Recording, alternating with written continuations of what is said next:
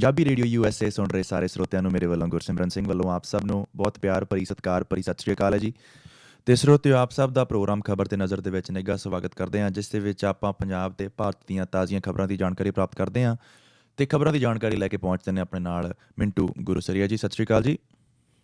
ਜੀ ਸ਼ੁਕਰੀਆ ਸਿਮਰਨ ਜੀ, ਔਰ ਸਾਰੇ ਸਰੋਤਿਆਂ ਨੂੰ ਸਤਿ ਸ਼੍ਰੀ ਅਕਾਲ ਜੀ ਮਿੰਟੂ ਜੀ, ਅੱਜ ਦੀ ਜਿਹੜੀ ਤਪਦੀ ਖਬਰ ਹੈਗੀ ਹੈ ਕਿ ਭਾਰਤ ਨੇ ਕੀਤਾ ਇੱਕ ਸਰਜੀਕਲ ਆਪਰੇਸ਼ਨ, ਜਿਸ ਦੇ ਵਿੱਚ ਕਹਿੰਦੇ ਆ ਕਿ 35 ਅੱਤਵਾਦੀ ਮਾਰਨ ਦਾ ਦਾਅਵਾ ਕੀਤਾ ਆ, ਪਰ ਇਸ ਦਾਅਵੇ ਨੂੰ ਪਾਕਿਸਤਾਨ ਨੇ ਨਕਾਰਿਆ ਹੈ। ਇਸ ਦੇ ਵਿੱਚ ਕੀ ਅਪਡੇਟ ਹੈ ਜੀ? ਵੇਖੋ, ਪਹਿਲਾਂ ਤੇ ਮੰਨਣ 'ਚ ਹੀ ਨਹੀਂ ਆਇਆ ਜਦੋਂ ਇਹ ਖਬਰ ਫਲੈਸ਼ ਹੋਈ ਇੱਧਰ ਭਾਰਤ ਦੇ ਵਿੱਚ 11-12 ਵਜੇ। ਬਹੁਤੇ ਲੋਕਾਂ ਨੇ ਗੰਭੀਰਤਾ ਨਾਲ ਨਹੀਂ ਲਿਆ। ਉਹਦਾ ਕਾਰਨ ਇਹ ਸੀ ਕਿ ਕੁਛ ਦਿਨ ਪਹਿਲਾਂ ਜਦੋਂ ਉੜੀ ਦੇ ਵਿੱਚ ਹਮਲਾ ਹੋਇਆ, ਉਦੋਂ ਨਾਲ ਦੀ ਨਾਲ ਵੀ ਇੱਕ ਇਹੋ ਜਿਹੀ ਅਫਵਾਹ ਉੱਡੀ ਸੀ। ਕੁਛ ਜਿਹੜੇ ਨਿਊਜ਼ ਵੈਬ ਪੋਰਟਲ ਆ, ਉਹਨਾਂ ਨੇ ਆਪਣੇ ਪੱਧਰ ਤੇ ਕੋਈ ਖਬਰ ਲਾਈ ਸੀ ਇਸ ਤਰ੍ਹਾਂ ਦੇ ਆਪਰੇਸ਼ਨ ਦੀ। ਉਦੋਂ ਅਫਵਾਹ ਜਿਹੜੀ ਹੈ ਉੱਡੀ, ਤੇ ਉਸ ਕਰਕੇ ਵੀ ਥੋੜ੍ਹਾ ਜਿਹਾ ਫਰਕ ਸੀ। ਲੋਕਾਂ ਨੇ ਉਹੀ ਜਾਣਿਆ ਕਿ ਸ਼ਾਇਦ ਉਹੀ ਗੱਲ ਉੱਡੀ ਹੈ। ਪਰ ਬਾਅਦ ਦੇ ਵਿੱਚ ਜਿਹੜਾ ਸਾਡਾ ਇੱਥੋਂ ਦਾ ਸਾਡੀ ਸੈਨਾ ਦਾ, ਸਾਡੇ ਭਾਰਤ ਦੀ ਮਿਲਟਰੀ ਦਾ ਜਿਹੜਾ ਡਾਇਰੈਕਟਰ ਜਨਰਲ ਹੈ ਮਿਲਟਰੀ ਅਫਸਰ ਆਪਰੇਸ਼ਨ ਦਾ, ਰਣਵੀਰ ਸਿੰਘ, ਉਹਨੇ ਪ੍ਰੈਸ ਕਾਨਫਰੰਸ ਕੀਤੀ। ਫਿਰ ਉਸ ਤੋਂ ਬਾਅਦ ਉਹਨੇ ਸਾਫ਼ ਕਰ ਦਿੱਤਾ ਕਿ ਸਰਜੀਕਲ ਆਪਰੇਸ਼ਨ ਜਿਹੜਾ ਹੋਇਆ। ਸਰਜੀਕਲ ਆਪਰੇਸ਼ਨ ਦਾ ਮਤਲਬ ਜਿਹੜਾ ਆ ਉਹ ਕੁਛ ਜਟਲ ਜਿਹਾ। ਆਮ ਤੌਰ ਤੇ ਸਾਡੇ ਇੱਥੇ ਕਹਿ ਦਿੰਦੇ ਕਿ ਫਲਾਣੇ ਦਾ ਸਰਜੀਕਲ ਆਪਰੇਸ਼ਨ ਹੋ ਗਿਆ। ਉਹ ਆਪਰੇਸ਼ਨ ਨਹੀਂ ਜਿਹੜਾ ਡਾਕਟਰ ਕਰਦੇ ਆ। ਇਹ ਮਿਲਟਰੀ ਦਾ ਇੱਕ ਸ਼ਬਦ ਆ ਕਿ ਜਦੋਂ ਨਿਸ਼ਾਨਾ ਮਿਥ ਲਿਆ ਜਾਂਦਾ, ਬਿਲਕੁਲ ਗੁਰੀਲਾ, ਜਿਹੜਾ ਗੁਰੀਲਾ ਹਮਲਾ ਹੁੰਦਾ ਕਿ ਨਿਸ਼ਾਨਾ ਮਿੱਥ ਕੇ, ਜਿਹਦੇ ਵਿੱਚ ਜਿਹੜਾ ਨਿਸ਼ਾਨਾ ਮਿੱਥਿਆ ਉਹਦਾ ਹੀ ਨੁਕਸਾਨ ਹੁੰਦਾ, ਕਰਨ ਵਾਲੇ ਦਾ ਨਹੀਂ, ਉਹਨੂੰ ਸਰਜੀਕਲ ਆਪਰੇਸ਼ਨ ਕਹਿੰਦੇ ਆ। ਇਹ ਭਾਰਤ ਦਾ ਮੇਰੇ ਖਿਆਲ ਦੇ ਨਾਲ ਖੁੱਲ੍ਹੇ ਰੂਪ ਦੇ ਵਿੱਚ ਪਹਿਲਾ ਸਰਜੀਕਲ ਆਪਰੇਸ਼ਨ ਹੈ ਲੰਮੇ ਸਮੇਂ ਤੋਂ। ਹਾਲਾਂਕਿ ਮਿਆਂਮਾਰ ਦੇ ਵਿੱਚ ਇਹਨਾਂ ਨੇ ਕੁਝ ਸਮਾਂ ਪਹਿਲਾਂ ਕੀਤਾ ਸੀਗਾ, ਪਰ ਉਹ ਇੰਨਾ ਜ਼ਿਆਦਾ ਇਹਨਾਂ ਨੇ ਮਹੱਤਵਪੂਰਨ ਨਹੀਂ ਸਮਝਿਆ ਜਿੰਨਾ ਇਸ ਸਰਜੀਕਲ ਆਪਰੇਸ਼ਨ ਨੂੰ ਇਹਨਾਂ ਨੇ ਪੇਸ਼ ਕੀਤਾ, ਜਿਸ ਤਰੀਕੇ ਦੇ ਨਾਲ ਵਧਾ ਚੜਾ ਕੇ ਕਿ ਇਹ ਅਸੀਂ ਕਾਰਵਾਈ ਕੀਤੀ ਹੈ। ਸੈਨਾ ਦੇ ਜਿਹੜੇ ਸੀਗੇ ਆਪਰੇਸ਼ਨ ਡਾਇਰੈਕਟਰ ਜਨਰਲ, ਉਹਨਾਂ ਨੇ ਜਿਸ ਤਰੀਕੇ ਨਾਲ ਆ ਕੇ ਪੱਤਰਕਾਰ ਵਾਰਤਾ ਦੇ ਵਿੱਚ ਦੱਸਿਆ ਕਿ ਇਹ ਲਾਂਚਿੰਗ ਪੈਡ ਸੀਗੇ ਉਹਨਾਂ ਦੇ ਜਿਹੜੇ 7, ਉਹਦੇ ਉੱਤੇ ਅਸੀਂ ਰਾਤ ਨੂੰ ਧਾਵਾ ਬੋਲਿਆ। 12:30 ਤੋਂ 4 ਵਜੇ ਤੱਕ ਹੈਲੀਕਾਪਟਰ ਦੇ ਜ਼ਰੀਏ ਅਸੀਂ 3 ਕਿਲੋਮੀਟਰ ਤੱਕ ਅੰਦਰ ਗਏ ਆ। ਫਿਰ ਸਾਡੇ ਕਮਾਂਡੋ ਆ ਜਿਹੜੇ ਹੈਲੀਕਾਪਟਰ ਤੋਂ ਉਤਰੇ, ਫਿਰ ਉਹ ਨਿਸ਼ਾਨਾ ਉਹਨਾਂ ਨੇ ਵਿੰਨਿਆ ਤੇ ਸਾਡੀ ਉਹਦੇ 'ਚ ਕੋਈ ਵੀ ਕੈਜੂਅਲਟੀ ਨਹੀਂ ਹੋਈ, ਜਦ ਕਿ ਉਹਨਾਂ ਦੇ ਅਸੀਂ 35 ਅੱਤਵਾਦੀ ਮਾਰੇ ਆ। 2 ਜਿਹੜੇ ਆ ਉਹਨਾਂ ਦੇ ਵਿੱਚ ਪਾਕਿਸਤਾਨੀ ਸੈਨਿਕ ਆ, ਉਹ ਵੀ ਮਾਰੇ ਗਏ ਆ। ਪਰ ਦੂਜੇ ਪਾਸੇ ਪਾਕਿਸਤਾਨ ਇਸ ਹਮਲੇ ਨੂੰ ਸਵੇਰ ਤੋਂ ਹੀ ਨਕਾਰਦਾ ਆ। ਹਾਲਾਂਕਿ ਪਹਿਲਾਂ ਨਵਾਜ਼ ਸ਼ਰੀਫ ਨੇ ਇਹ ਕਹਿ ਦਿੱਤਾ ਕਿ ਇਹ ਹਮਲੇ ਦੀ ਅਸੀਂ ਨਿੰਦਾ ਕਰਦੇ ਹਾਂ, ਪਰ ਬਾਅਦ ਦੇ ਵਿੱਚ ਉਹਨੇ ਕਿਹਾ ਕਿ ਨਹੀਂ, ਇਹ ਜੀ ਗੋਲੀਬਾਰੀ ਹੋਈ ਸੀ, ਉਹਦੇ 'ਚ 2 ਸਾਡੇ ਜਿਹੜੇ ਆ ਸੈਨਿਕ ਮਾਰੇ ਗਏ। ਆਪੋ ਆਪਣੇ ਇਹਨਾਂ ਦੇ ਦਾਅਵੇ ਸੀ ਕਿ ਪਾਕਿਸਤਾਨ ਵਾਲੇ ਕਹਿੰਦੇ ਕਿ ਇਹ ਸਿਰਫ ਤੇ ਸਿਰਫ ਬਾਰਡਰ ਤੇ ਗੋਲੀ ਚੱਲੀ ਹੈ, ਦਵੱਲੀ ਗੋਲੀ ਸੀ ਜਿਹਦੇ 'ਚ ਸਾਡੇ ਜਿਹੜੇ 2 ਸੈਨਿਕ ਮਰੇ ਆ। ਉਹਨਾਂ ਨੇ ਕਿਹਾ ਕਿ ਇਹ ਆਮ ਹੀ ਫਾਇਰਿੰਗ ਸੀ।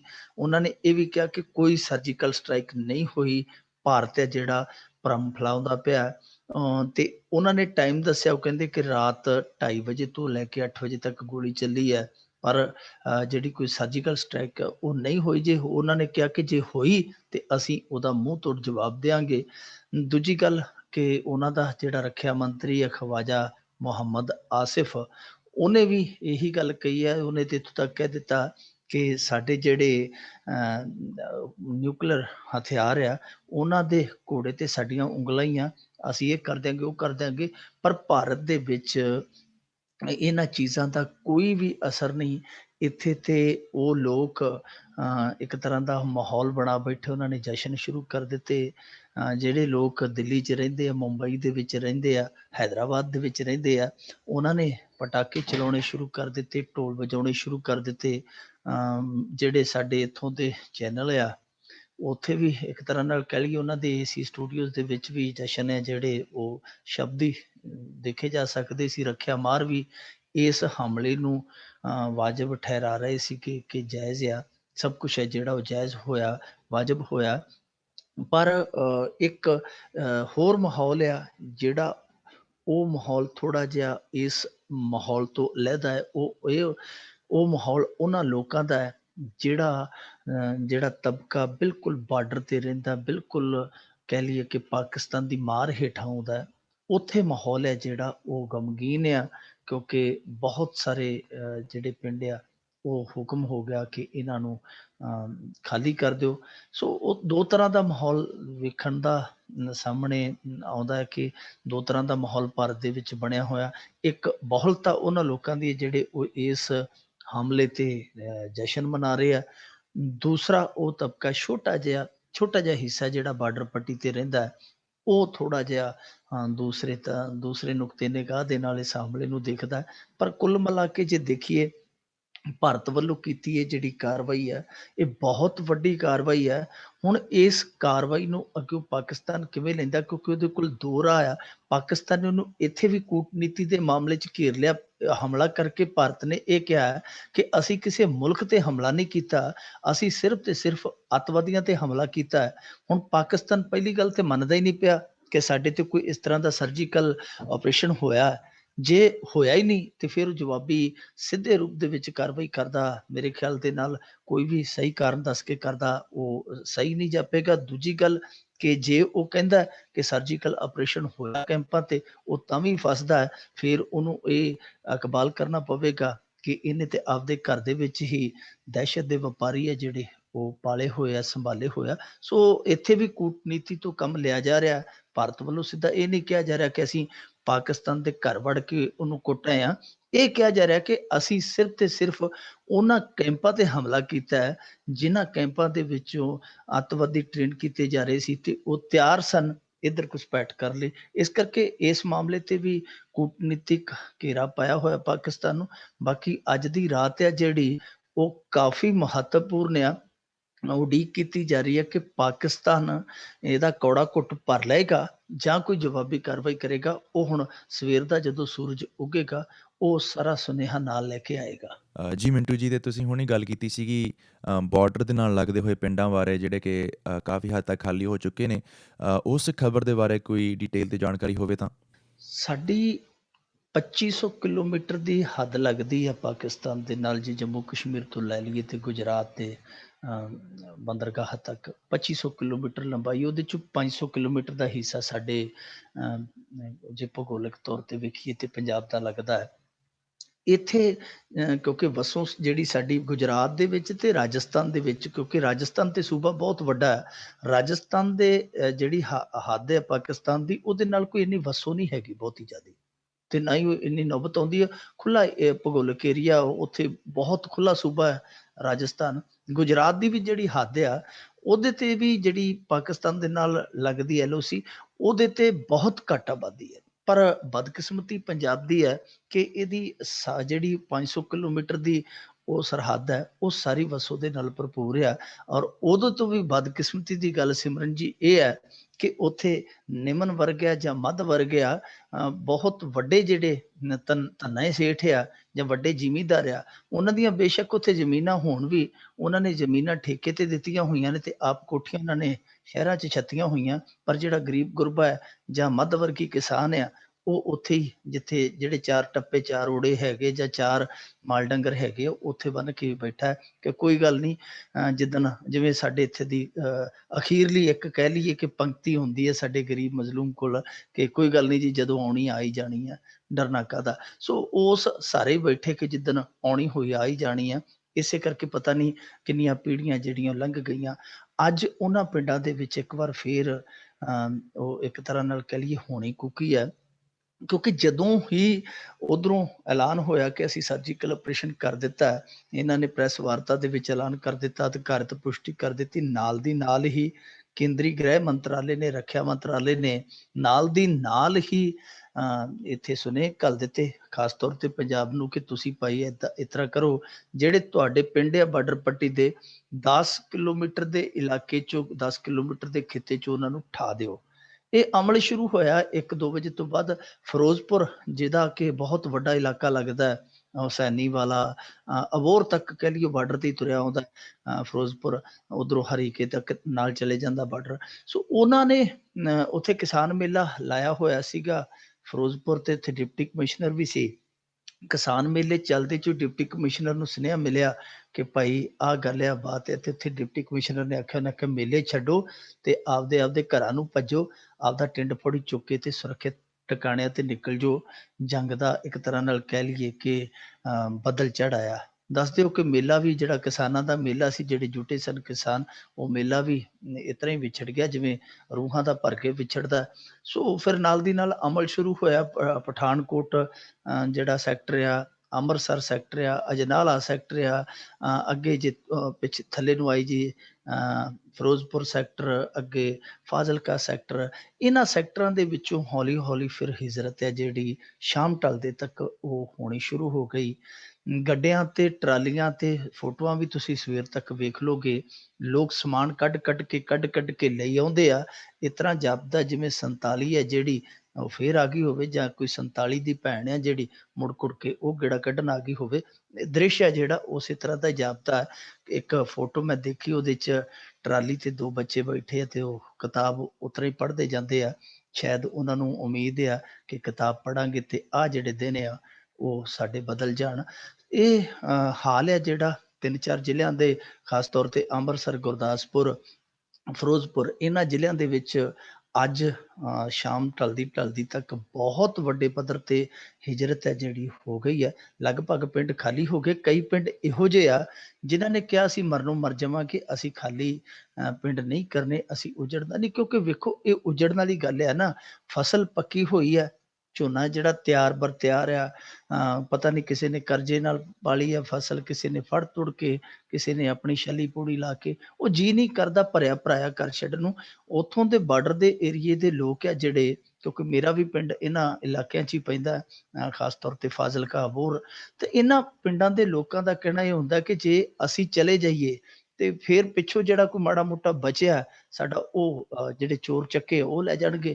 ਕਿਉਂਕਿ ਸਿਮਰਨ ਜੀ, ਸਮੱਸਿਆ ਇੱਥੇ ਆਉਂਦੀ ਹੈ। ਦੇਖੋ, ਇਹਨਾਂ ਨੇ ਜਿਹੜਾ ਸਰਜੀਕਲ ਆਪਰੇਸ਼ਨ ਕੀਤਾ ਹੈ, ਇਹ ਤੇ ਰਣਨੀਤੀ ਦਾ ਹਿੱਸਾ ਸੀ। ਇਹਦੇ ਲਈ ਇਹਨਾਂ ਨੇ ਸਮਾਂ ਲਿਆ, ਰਣਨੀਤੀ ਤਿਆਰ ਕੀਤੀ, ਫਿਰ ਹੱਲਾ ਕੀਤਾ। ਪਰ ਤੁਸੀਂ ਜੇਕਰ ਇਹ ਹੱਲਾ ਕੀਤਾ ਤੇ ਤੁਹਾਨੂੰ ਪਤਾ ਸੀਗਾ ਕਿ ਪਾਕਿਸਤਾਨ ਐਕਸ਼ਨ ਦਾ ਰਿਐਕਸ਼ਨ ਕਰ ਸਕਦਾ ਹੈ, ਫਿਰ ਤੁਸੀਂ ਘੱਟੋ ਘੱਟ ਇਹਨਾਂ ਗਰੀਬ ਗੁਰਬਿਆਂ ਦੀ ਟਰਾਂਸਪੋਰਟੇਸ਼ਨ ਦਾ ਜਾਂ ਕੈਂਪਾਂ ਦਾ ਕੋਈ ਉਹ ਤੇ ਤੁਸੀਂ ਕੋਈ ਢੁਕਵਾਂ ਪ੍ਰਬੰਧ ਕਰੋ। ਹੁਣ ਇੱਕਦਮ ਇਹਨਾਂ ਨੇ ਕਹਿਤਾ ਪਿੰਡ ਖਾਲੀ ਕਰੋ। ਜਿਹਦੇ ਕੋਲ ਤੇ ਕੋਈ ਟਰੈਕਟਰ ਟਰਾਲੀ ਹੈਗੀ ਹੈ, ਜਾਂ ਜਿਹਦੇ ਕੋਈ ਰਿਸ਼ਤੇਦਾਰ ਨੇੜਲੇ ਹੈਗੇ ਆ, ਉਹ ਤੇ ਆਪਦੇ ਆਪ ਨੂੰ ਸੰਭਾਲ ਗਏ ਆ। ਪਰ ਜਿਨ੍ਹਾਂ ਦੇ ਕੋਲ ਵਹੀਕਲ ਨਹੀਂ ਹੈ, ਜਿਨ੍ਹਾਂ ਦੇ ਕੋਲ ਰਿਸ਼ਤੇਦਾਰ ਨਹੀਂ ਹੈ, ਜਿਨ੍ਹਾਂ ਦੇ ਕੋਲ ਹੋਰ ਕੋਈ ਸਹਾਰਾ ਨਹੀਂ, ਉਹ ਕਿੱਥੇ ਜਾਣ? ਐਵੇਂ ਇਹਨਾਂ ਨੇ ਹਵਾ 'ਚ ਤੀਰ ਚਲਾ ਦਿੱਤੇ ਜੀ, ਕੈਂਪਾਂ ਦਾ ਪ੍ਰਬੰਧ ਕਰਾਂਗੇ, ਇਹ ਕਰਾਂਗੇ। ਸ਼ਾਮ ਤੱਕ ਅਸੀਂ ਇੱਥੇ ਪੁੱਛਿਆ ਵੱਖ-ਵੱਖ ਇਲਾਕਿਆਂ 'ਚੋਂ, ਖਾਸ ਤੌਰ ਤੇ ਫਿਰੋਜ਼ਪੁਰ, ਫਾਜ਼ਿਲਕਾ, ਜਲਾਲਾਬਾਦ, ਇੱਥੇ ਕੋਈ ਵੀ ਕਿਸੇ ਤਰ੍ਹਾਂ ਦਾ ਪ੍ਰਬੰਧ ਨਹੀਂ। ਇੱਥੋਂ ਤੱਕ ਕਿ ਗੁਰਦੁਆਰੇ ਵੀ ਸਿਮਰਨ ਜੀ ਖਾਲੀ ਹੋ ਗਏ। ਗੁਰਦੁਆਰਿਆਂ ਦੇ ਵਿੱਚ ਜੇ ਕੋਈ ਸੇਵਾਦਾਰ ਬਚਿਆ, ਉਹ ਇੱਕ ਅੱਧਾ ਜਿਹੜਾ ਉਹ ਬਿਰਧ ਆ ਜਾਂ ਜਿਹੜਾ ਤੁਰ ਫਿਰ ਨਹੀਂ ਸਕਦਾ, ਉਹ ਵੀ ਬਚਿਆ। ਕਈ ਗੁਰਦੁਆਰੇ ਵੀ ਖਾਲੀ ਹੋ ਗਏ ਆ। ਤੇ ਜੇ ਪੁੱਛਿਆ ਸੇਵਾਦਾਰ ਨੂੰ ਕਿ ਗੁਰੂ ਦੀ ਮਰਿਆਦਾ ਜਿਹੜੀ ਉਹ ਕਿਹੜਾ ਪੂਰੀ ਕਰੇਗਾ, ਤੇ ਉਹ ਕਹਿੰਦੇ ਕਿ ਹੁਣ ਗੁਰੂ ਆਪਦਾ ਸਹਾਈ ਆਪ ਹੀ ਹੈ। ਜਿੰਨਾ ਚਿਰ ਇੱਥੇ ਜਿਹੜੇ ਹਾਲਾਤ ਆ ਸੁਖਾਵੇਂ ਨਹੀਂ ਹੁੰਦੇ, ਉਦੋਂ ਤੱਕ ਕੁਛ ਨਹੀਂ ਕਿਹਾ ਜਾ ਸਕਦਾ। ਸੋ ਉਮੀਦ ਹੀ ਕੀਤੀ ਜਾ ਸਕਦੀ ਕਿ ਹਾਲਾਤ ਸੁਖਾਵੇਂ ਹੋ ਜਾਣ, ਜਿਹੜੇ ਇਹ ਪਿੰਡ ਉੱਠੇ ਆ ਵਾਪਸ ਆਪਣੇ ਘਰਾਂ ਨੂੰ ਜਾਣ। ਪਰ ਇੱਕ ਤਰ੍ਹਾਂ ਨਾਲ ਕਹਿ ਲਈਏ ਕਿ ਜੰਗ ਹੋਏਗੀ ਜਾਂ ਨਹੀਂ ਹੋਏਗੀ, ਇਹਦਾ ਪਤਾ ਨਹੀਂ। ਪਰ ਜਿਹੜੇ ਅੱਜ ਆਪਣਾ ਹੱਸਦਾ ਵਸਦਾ ਰਸਦਾ ਘਰ ਜਿਹੜਾ ਛੱਡ ਕੇ ਤੁਰ ਪਏ ਗੱਡਿਆਂ ਤੇ ਸਮਾਨ ਲੱਦ ਕੇ, ਉਹਨਾਂ ਲਈ ਤੇ ਜੰਗ ਲੱਗ ਗਈ ਆ। ਜੀ, ਬਹੁਤ ਮਾੜਾ ਲੱਗਿਆ ਸੁਣ ਕੇ ਕਿ ਉੱਥੇ ਕੋਈ ਵੀ ਪ੍ਰਬੰਧ ਨਹੀਂ ਹੈਗੇ ਇਸ ਤਰ੍ਹਾਂ ਦੇ ਲੋਕਾਂ ਨੂੰ ਬਾਹਰ ਕੱਢਣ ਵਾਸਤੇ। ਤੇ ਜੇ ਆਪਾਂ ਅਗਲੀ ਖਬਰ ਦੇ ਬਾਰੇ ਗੱਲ ਕਰੀਏ ਤਾਂ ਪਤਾ ਲੱਗਿਆ ਕਿ ਉੱਚ ਅਧਿਕਾਰੀ ਤੇ ਉਹਦੇ ਮੁੰਡੇ ਵੱਲੋਂ ਕੀਤੀ ਗਈ ਖੁਦਕੁਸ਼ੀ, ਉਸ ਦੇ ਮਾਮਲੇ ਦੇ ਵਿੱਚ CBI ਵੀ ਘਿਰੀ। ਇਹ BK ਬੰਸਲ ਅਧਿਕਾਰੀ ਸੀਗਾ, ਕਾਰਪੋਰੇਟ ਮੰਤਰਾਲਾ ਜਿਹੜਾ ਹੁੰਦਾ ਸਾਡਾ, ਉਹਦੇ ਵਿੱਚ ਬੜੇ ਵੱਡੇ ਅਹੁਦੇ ਤੇ ਸੀਗਾ। ਇਹਦੇ ਤੇ ਇਲਜ਼ਾਮ ਲੱਗਾ ਸੀ 9 ਲੱਖ ਰਿਸ਼ਵਤ ਲੈਣ ਦਾ। ਉਸ ਤੋਂ ਬਾਅਦ ਇਹਦੀ ਜ਼ਿੰਦਗੀ ਜਿਹੜੀ ਸੀ, ਉਹ ਕਹਿ ਲਈਏ ਕਿ ਯਕਦਮ ਕਾਲੇ ਦੌਰ 'ਚ ਪ੍ਰਵੇਸ਼ ਕਰ ਗਈ। ਕਹਿੰਦੇ ਹੁੰਦੇ ਆ ਨਾ ਕਿ ਕਈ ਵਾਰੀ ਇੱਕ ਕਦਮ ਹੈ ਜਿਹੜਾ ਉਹ ਸਦੀਆਂ ਪਿਛਾਂਹ ਸੁੱਟ ਜਾਂਦਾ ਬੰਦੇ ਨੂੰ। ਤੇ ਪਤਾ ਨਹੀਂ ਇਹਨੇ ਆਪਣਾ ਕਦਮ ਕੋਈ ਗਲਤ ਥਾਂ ਤੇ ਰੱਖਿਆ ਕਿ ਨਹੀਂ ਰੱਖਿਆ, ਪਰ ਇਹਦਾ ਪਰਿਵਾਰ ਬਹੁਤ ਵੱਡੀ ਮੁਸੀਬਤ 'ਚ ਫਸ ਗਿਆ। ਉਸ ਤੋਂ ਬਾਅਦ ਇਹ ਅੰਦਰ ਚਲੇ ਗਿਆ। ਇਹਦੀ ਪਤਨੀ ਤੇ ਇਹਦੀ ਬੇਟੀ ਨੇ ਆਤਮ ਹੱਤਿਆ ਕਰ ਲਈ। ਇਹ ਜੁਲਾਈ ਦੀ ਗੱਲ ਆ। ਜੁਲਾਈ ਦੇ ਵਿੱਚ ਇਹਦੇ ਤੇ ਕੇਸ ਬਣਦਾ ਹੈ। ਜੁਲਾਈ ਦੇ ਵਿੱਚ ਹੀ ਉਹ ਜਾਨੀ ਇਹ ਕੇਸ ਬਣਨ ਤੋਂ 7-8 ਦਿਨ ਬਾਅਦ ਹੀ ਖੁਦਕੁਸ਼ੀ ਕਰ ਜਾਂਦੀਆਂ। ਹੁਣ ਇਹ ਜ਼ਮਾਨਤ ਤੇ ਆ ਗਿਆ ਸੀ ਤੇ ਆ ਪਰਸੋਂ ਇਹਨੇ ਵੀ ਖੁਦਕੁਸ਼ੀ ਕਰ ਲਈ। ਕਮਾਲ ਦੀ ਗੱਲ ਤੇ ਇਹ ਹੈ ਕਿ ਜਿਵੇਂ ਪਹਿਲਾਂ ਇਹਦੀ ਘਰਵਾਲੀ ਤੇ ਬੇਟੀ ਨੇ ਖੁਦਕੁਸ਼ੀ ਕੀਤੀ, ਬਿਲਕੁਲ ਉਸੇ ਤਰਜ਼ ਤੇ ਇਹਨੇ ਆਪ ਨੇ, ਬੰਸਲ ਨੇ ਤੇ ਇਹਦੇ ਸਪੁੱਤਰ ਯੋਗੇਸ਼ ਨੇ, ਜਿਹੜਾ 26-27 ਵਰ੍ਹਿਆਂ ਦਾ ਸੀ, ਇਹਨਾਂ ਦੋਵਾਂ ਨੇ ਇਕੱਠੀ ਖੁਦਕੁਸ਼ੀ ਕੀਤੀ। ਇੱਕ ਨੇ ਉਸ ਕਮਰੇ 'ਚ ਕਰ ਲਈ, ਇੱਕ ਨੇ ਉਸ ਕਮਰੇ 'ਚ ਕਰ ਲਈ। ਹੁਣ 5 ਸਫ਼ਿਆਂ ਦਾ ਉੱਥੇ ਖੁਦਕੁਸ਼ੀ ਨੋਟ ਮਿਲਿਆ ਹੈ। ਉਸ ਨੋਟ ਦੇ ਵਿੱਚ ਜੋ ਕੁਝ ਲਿਖਿਆ ਉਹ ਬਹੁਤ ਸਾਰੇ ਸਵਾਲ ਖੜੇ ਕਰਦਾ, ਕਿਉਂਕਿ ਇਸ ਕੇਸ ਨੂੰ ਰਜਿਸਟਰਡ ਕੀਤਾ, ਇਸ ਕੇਸ ਨੂੰ ਇਨਵੈਸਟੀਗੇਟ ਕੀਤਾ CBI ਨੇ। ਉਸ ਨੋਟ ਦੇ ਵਿੱਚ 5 ਪੰਨਿਆਂ ਦਾ ਜਿਹੜਾ ਨੋਟ ਆ, ਬੜੇ ਵਿਸਤਾਰ ਨਾਲ BK ਬੰਸਲ ਨੇ ਲਿਖਿਆ ਹੈ ਕਿ ਇਸ ਕੇਸ ਦੇ ਵਿੱਚ 2 ਜਿਹੜੀਆਂ ਲੇਡੀ ਅਫਸਰ ਸਨ, ਖਾਸ ਤੌਰ ਤੇ ਅੰਮ੍ਰਿਤਾ ਕੌਰ ਤੇ ਰੇਖਾ ਸਾਂਗਵਾਨ, ਉਹਨਾਂ ਨੇ ਮੇਰੀ ਪਤਨੀ ਔਰ ਮੇਰੀ ਬੇਟੀ ਨੂੰ ਰੱਜ ਕੇ ਜਲੀਲ ਕੀਤਾ, ਉਹਨਾਂ ਨੂੰ ਟੌਰਚਰ ਕੀਤਾ। ਇੱਥੋਂ ਤੱਕ ਕਿ ਜਿਹੜਾ ਇੱਕ ਹੋਰ ਇੰਚਾਰਜ ਸੀ ਇਹਨਾਂ ਦੀ ਟੀਮ ਦਾ, ਅਧਿਕਾਰੀ ਸੀ, ਉਹਨੇ ਬਹੁਤ ਭੱਦੀ ਸ਼ਬਦਾਵਲੀ ਵਰਤੀ, ਇੱਥੋਂ ਤੱਕ ਕਿਹਾ ਕਿ ਇਹਨਾਂ ਨੂੰ ਕੁੱਟ-ਕੁੱਟ ਕੇ ਮੇਰੇ ਲਈ ਤਿਆਰ ਕਰੋ, ਜਾਂ ਇੱਥੋਂ ਤੱਕ ਧਮਕੀ ਦਿੱਤੀ ਕਿ ਤੁਹਾਡੇ ਜਿਹੜੇ ਇਹ ਬੰਦੇ ਆ ਇਹਨਾਂ ਨੂੰ ਅਸੀਂ ਕੁੱਤਿਆਂ ਦੇ ਅੱਗੇ ਪਾ ਦਿਆਂਗੇ। ਸੋ ਇਹੋ ਜਿਹੀਆਂ ਚੀਜ਼ਾਂ ਉਸ ਨੋਟ ਦੇ ਵਿੱਚ ਲਿਖੀਆਂ ਜੋ ਬੜੀਆਂ ਸੰਗੀਨ ਇਲਜ਼ਾਮ ਦੇ ਤੌਰ ਤੇ ਸਾਹਮਣੇ ਆਉਂਦੀਆਂ।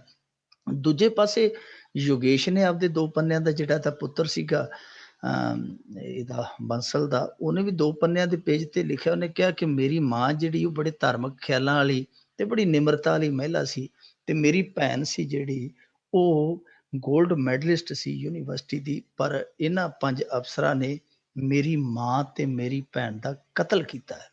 ਹੁਣ ਉਹਨੇ ਸੁਸਾਈਡ ਨੋਟ ਦੇ ਵਿੱਚ ਇਹ ਗੱਲ ਕਹੀ ਹੈ ਕਿ ਇਹ ਮੇਰੀ ਭੈਣ ਤੇ ਮੇਰੀ ਮਾਂ ਦਾ ਕਤਲ ਕੀਤਾ। ਸੋ ਉਹ ਵੀ ਸੁਸਾਈਡ ਨੋਟ ਹੈ ਜਿਹੜਾ, ਉਹ ਵੀ ਇੱਕ ਬਹੁਤ ਵੱਡਾ ਦੋਸ਼ ਹੈ। ਇੱਧਰ BK ਬੰਸਲ ਦੇ ਨੋਟ ਦੇ ਵਿੱਚ ਇੱਕ ਗੱਲ ਨੋਟ ਕਰਨ ਵਾਲੀ ਇਹ ਹੈ ਕਿ ਇੱਕ ਅਫਸਰ ਜਿਹਦਾ ਨਾਮ ਮੇਰੇ ਖਿਆਲ ਦੇ ਨਾਲ ਪ੍ਰਮੋਦ ਤਿਆਗੀ ਲਿਖਿਆ ਉਹਨੇ, ਉਹਦੇ ਬਾਰੇ ਉਹਨੇ ਲਿਖਿਆ ਕਿ ਉਹ ਬੰਦਾ ਬਹੁਤ ਨੇਕ ਸੀ। ਇਸ ਸਾਰੀ ਟੀਮ ਦੇ ਵਿੱਚ ਜਦੋਂ ਵੀ ਸਾਨੂੰ ਕੁੱਟਦੇ, ਮਾਰਦੇ ਜਾਂ ਟੌਰਚਰ ਕਰਦੇ ਸਨ, ਮੈਂਟਲੀ ਤੌਰ ਤੇ, ਫਿਜ਼ੀਕਲੀ ਤੌਰ ਤੇ ਉਹ ਬੰਦਾ ਆ ਕੇ ਹਮੇਸ਼ਾ ਸਾਨੂੰ ਢਾਰਸ ਬਣਾਉਂਦਾ ਸੀ, ਸਾਨੂੰ ਹੌਸਲਾ ਦਿੰਦਾ ਸੀ ਕਿ ਕੋਈ ਗੱਲ ਨਹੀਂ, ਜੇ ਤੁਸੀਂ ਸਹੀ ਹੋ ਤੇ ਤੁਹਾਨੂੰ ਕੁਛ ਨਹੀਂ ਹੋਏਗਾ। ਸੋ ਇਹ ਨਹੀਂ ਆਪਾਂ ਕਹਿ ਸਕਦੇ ਕਿ ਉਹਨੇ ਸਾਰਿਆਂ ਨੂੰ ਇੱਕ ਤਰ੍ਹਾਂ ਨਾਲ ਕਹਿ ਲਈਏ ਕਿ ਫਸਾਉਣ ਦੀ ਭਾਵਨਾ ਨਾਲ ਹੀ ਨਹੀਂ, ਉਹਨੇ ਇੱਕ ਦੀ ਉੱਥੇ ਉਸ ਖੁਦਕੁਸ਼ੀ ਨੋਟ ਦੇ ਵਿੱਚ ਇੱਕ ਦੇ ਕਿਰਦਾਰ ਦੀ ਉਹਨੇ ਬਿਲਕੁਲ ਖੁੱਲ ਕੇ ਸਿਫਤ ਵੀ ਕੀਤੀ ਹੈ। ਸੋ ਇਸ ਖੁਦਕੁਸ਼ੀ ਨੋਟ ਨੂੰ ਆਪਾਂ ਬਿਲਕੁਲ ਉਸ ਲਹਿਜੇ ਨਾਲ ਨਹੀਂ ਲੈ ਸਕਦੇ ਕਿ ਇੱਕ ਕਰਪਟ ਵਿਅਕਤੀ ਆਤਮ ਹੱਤਿਆ ਕਰਨ ਲੱਗਿਆ ਉਹ ਅਫਸਰਾਂ ਨੂੰ ਫਸਾ ਗਿਆ। ਇਹ ਬਹੁਤ ਵੱਡੇ ਦੋਸ਼ ਆ ਤੇ ਇਹਨਾਂ ਦੋਸ਼ਾਂ ਦੀ ਜਾਂਚ ਪੜਤਾਲ ਜਿਹੜੀ ਹੋਣੀ ਚਾਹੀਦੀ ਹੈ। CBI ਦਾ ਕਿਰਦਾਰ ਹੈ ਜਿਹੜਾ ਵੈਸੇ ਹੀ ਸ਼ੱਕੀ ਹੈ, ਉਹਦੀ ਭਰੋਸੇਯੋਗਤਾ ਨੂੰ ਵੈਸੇ ਹੀ ਸਿਉਂਕ ਲੱਗੀ ਹੋਈ ਹੈ। ਆ ਪਿੱਛੇ ਜੇ ਅੰਮ੍ਰਿਤਸਰ ਦੇ ਵਿੱਚ ਇਹਨਾਂ ਦੇ ਇੱਕ ਸਬ ਇੰਸਪੈਕਟਰ ਨੇ ਹੋਰ ਹੀ ਚੰਨ ਚਾੜ ਦਿੱਤਾ ਸੀ। ਉਹਨੇ ਇੱਕ ਹੋਰ ਖੁਫੀਆ ਏਜੰਸੀ ਦਾ ਲੈ ਕੇ ਵਗ ਨਾਲ ਤੇ NRI ਚੁੱਕ ਲਿਆ ਸੀ, ਫਰੌਤੀ ਮੰਗ ਲਈ ਸੀ। ਹੋਟਲ ਦੇ ਵਿੱਚ ਜਾ ਕੇ ਉਸ NRI ਨੂੰ ਕੈਦ ਕਰ ਲਿਆ ਸੀ ਤੇ ਉਹ ਚੰਗੇ ਭਾਗੀ ਜਦੋਂ ਚੁੱਕਿਆ ਉਸ NRI ਨੂੰ, ਨਾਲ ਦੀ ਨਾਲ ਉਹਦੇ ਭਰਾ ਨੇ ਵੇਖ ਲਿਆ ਕਿ ਉਹਦੀ ਗੱਡੀ ਵੀ ਲੈ ਗਏ ਆ, ਉਹਨੂੰ ਵੀ ਚੁੱਕ ਕੇ ਲੈ ਗਏ ਆ। ਉਹਨੇ ਪੁਲਿਸ ਨੂੰ ਪਹਿਲਾਂ ਹੀ ਸੂਚਿਤ ਕਰ ਦਿੱਤਾ, ਫਰੌਤੀ ਮੰਗਣ ਤੋਂ ਪਹਿਲਾਂ ਹੀ ਜਿਹੜੇ ਸੀ ਇਹਨਾਂ ਦੇ ਖੇਡ ਹੈ ਜਿਹੜੇ ਖਰਾਬ ਹੋ ਗਏ। ਸੋ CBI ਇਹਨਾਂ ਮਾਮਲਿਆਂ 'ਚ ਜਿਹੜਾ ਸਵਾਲਾਂ ਦੇ ਕਟਹਿਰੇ 'ਚ ਫਸਦੀ ਹੈ, ਕਿਉਂਕਿ ਦੇਖੋ ਇਹ ਜਾਂਚ ਏਜੰਸੀ ਹੈ, ਭਾਰਤ ਦੀ ਸਭ ਤੋਂ ਭਰੋਸੇਯੋਗ ਜਾਂਚ ਏਜੰਸੀ ਕਹੀ ਜਾਂਦੀ ਹੈ, ਤੇ ਜੇ ਇਹੋ ਜਿਹੇ ਕੇਸਾਂ ਦੇ ਵਿੱਚ ਹੁਣ ਇਹਦੀ ਜਾਂਚ ਦੀ ਲੋੜ ਪੈ ਗਈ ਤੇ ਫਿਰ ਇਹਦਾ ਭਰੋਸਾ ਕੀ ਰਹਿ ਗਿਆ। ਸੋ ਇਹ ਸਾਫ਼ ਹੋਣਾ ਚਾਹੀਦਾ, ਇਹ ਨਹੀਂ ਹੋਣਾ ਚਾਹੀਦਾ ਕਿ ਸਲਵਿੰਦਰ ਵਾਲੇ ਮਾਮਲੇ ਵਾਂਗੂ ਕਿ ਨੱਕ ਰੱਖਣ ਦੀ ਦੌੜ ਦੇ ਵਿੱਚ ਤੁਸੀਂ ਇਨਸਾਫ ਨੂੰ ਜਾਂ ਸੱਚ ਨੂੰ ਤੁਸੀਂ ਕੁਰਬਾਨ ਕਰ ਦਿਓ। ਇਹਦੀ ਬਿਲਕੁਲ ਬਰੀਕੀ ਦੇ ਨਾਲ ਜਾਂਚ ਹੋਣੀ ਚਾਹੀਦੀ, ਪੜਤਾਲ ਹੋਣੀ ਚਾਹੀਦੀ ਹੈ, ਤੇ ਜਿਹੜੇ ਅਫਸਰ ਜੇ ਦੋਸ਼ੀ ਪਾਏ ਜਾਂਦੇ ਆ ਤੇ ਫਿਰ ਉਹਨਾਂ ਦੇ ਖਿਲਾਫ ਕਾਰਵਾਈ ਹੋਣੀ ਚਾਹੀਦੀ ਹੈ, ਕਿਉਂਕਿ ਇਹ ਭਾਰਤ ਦੀ ਸਭ ਤੋਂ ਵੱਡੀ ਇਨਵੈਸਟੀਗੇਸ਼ਨ ਕਰਨ ਵਾਲੀ ਜਾਂਚ ਏਜੰਸੀ ਦਾ ਸਵਾਲ ਹੈ। ਜੀ ਮਿੰਟੂ ਜੀ, ਤੇ ਜੇ ਸਿਆਸਤ ਦੀ ਗੱਲ ਕਰੀਏ ਤਾਂ ਕਿਹਾ ਜਾ ਰਿਹਾ ਕਿ ਆਪ ਨੇ ਆਪਣੇ 54 ਆਬਜ਼ਰਵਰ ਵਾਪਸ ਬੁਲਾ ਲਏ। ਦੇਖੋ ਇਹ ਮੁਰੰਮਤ ਹੋ ਰਹੀ ਹੈ, ਜਿਵੇਂ ਕਹਿ ਦਿੰਦੇ ਹੁੰਦੇ ਨਾ ਡੈਮੇਜ ਕੰਟਰੋਲ ਐਕਸਰਸਾਈਜ਼, ਇਹਨਾਂ ਦਾ ਕਾਫੀ ਨੁਕਸਾਨ ਹੋਇਆ। ਖਾਸ ਤੌਰ ਤੇ 1.5-2 ਮਹੀਨੇ ਦੇ ਵਿੱਚ ਕਾਫੀ ਢਾਹ ਲੱਗੀ ਆਮ ਆਦਮੀ ਪਾਰਟੀ ਨੂੰ। ਜੇ ਆਪਾਂ ਅੱਜ ਤੋਂ 5-6 ਮਹੀਨੇ ਪਿੱਛੇ ਚਲੇ ਜਾਈਏ ਤੇ ਇਸ ਤਰ੍ਹਾਂ ਲੱਗਦਾ ਸੀ ਕਿ ਆਮ ਆਦਮੀ ਪਾਰਟੀ ਹੈ ਜਿਹੜੀ ਉਹ ਇੱਕ ਤੂਫਾਨ ਆ ਤੇ ਦੂਸਰੇ ਆ ਜਿਹੜੇ ਉਹ ਸੁੱਕੇ ਪੱਤੇ ਲੱਗਦੇ ਉਹਦੇ ਸਾਹਮਣੇ ਕਿ ਉਡਾ ਕੇ ਲੈ ਜਾਏਗੀ। ਪਰ ਬਾਅਦ ਦੇ ਵਿੱਚ ਐਸੀਆਂ ਮਾਰਾਂ ਪਈਆਂ ਕਿ ਸਮੀਕਰਨ ਉਲਟੇ ਹੋ ਗਏ। ਬਾਅਦ ਦੇ ਵਿੱਚ ਸੁੱਕਾ ਪੱਤਾ ਆਮ ਆਦਮੀ ਪਾਰਟੀ ਲੱਗਣ ਲੱਗ ਪਈ। ਪਰ ਫਿਰ ਵੀ ਥੋੜ੍ਹਾ ਜਿਹਾ ਹੁਣ ਵਿੱਚੋਂ ਕੁਝ ਸਿਆਸੀ, ਕੁਝ ਸਮਾਜੀ ਘਟਨਾਵਾਂ ਇਹੋ ਜਿਹੀਆਂ ਵਾਪਰੀਆਂ ਕਿ ਇਹਨਾਂ ਨੂੰ ਸਮਾਂ ਮਿਲਿਆ। ਇਹਨਾਂ ਨੇ ਦੁਬਾਰਾ ਆਪਣਾ ਆਪ ਸ਼ਿੰਗਾਰਨ, ਆਪਣਾ ਆਪ ਸਵਾਰਨ ਦਾ ਜਿਹੜਾ ਉਹ ਕਹਿ ਲਈਏ ਕਿ ਸਮਾਂ ਜਿਹੜਾ ਉਹ ਕੈਸ਼ ਕੀਤਾ, ਮਿਲਿਆ ਸਮਾਂ, ਉਹ ਇਹਨਾਂ ਨੇ ਪ੍ਰਵਾਨ ਚੜ੍ਹਾਇਆ। ਹੁਣ ਉਹਦੀ ਹੀ ਇਹ ਕਵਾਇਦ ਆ ਕਿ ਇਹਨਾਂ ਨੇ ਪਹਿਲਾਂ ਸੰਜੇ ਸਿੰਘ ਨੂੰ ਪਿੱਛੇ ਕੀਤਾ। ਸੁੱਚਾ ਸਿੰਘ ਛੋਟੇਪੁਰ ਦੇ ਨਾਲ ਜਿਵੇਂ ਹੀ ਹਮਦਰਦੀ ਦਾ ਵੇਗ ਵਗਿਆ, ਇਹਨਾਂ ਨੂੰ ਪਤਾ ਲੱਗ ਗਿਆ ਕਿ ਪੰਜਾਬੀ ਅਸਲ 'ਚ ਕੀ ਚਾਹੁੰਦੇ ਆ। ਪੰਜਾਬੀ ਇਹ ਚਾਹੁੰਦੇ ਕਿ ਆਮ ਆਦਮੀ ਪਾਰਟੀ ਬਦਲ ਤੇ ਬਹੁਤ ਸੋਹਣਾ ਆ, ਪਰ ਆਮ ਆਦਮੀ ਪਾਰਟੀ ਨੂੰ ਜੋ ਉੱਥੋਂ ਚਲਾਇਆ ਜਾ ਰਿਹਾ ਦਿੱਲੀ ਦੇ ਹੈਡਕੁਆਟਰ ਤੋਂ, ਉਹ ਗਲਤ ਆ।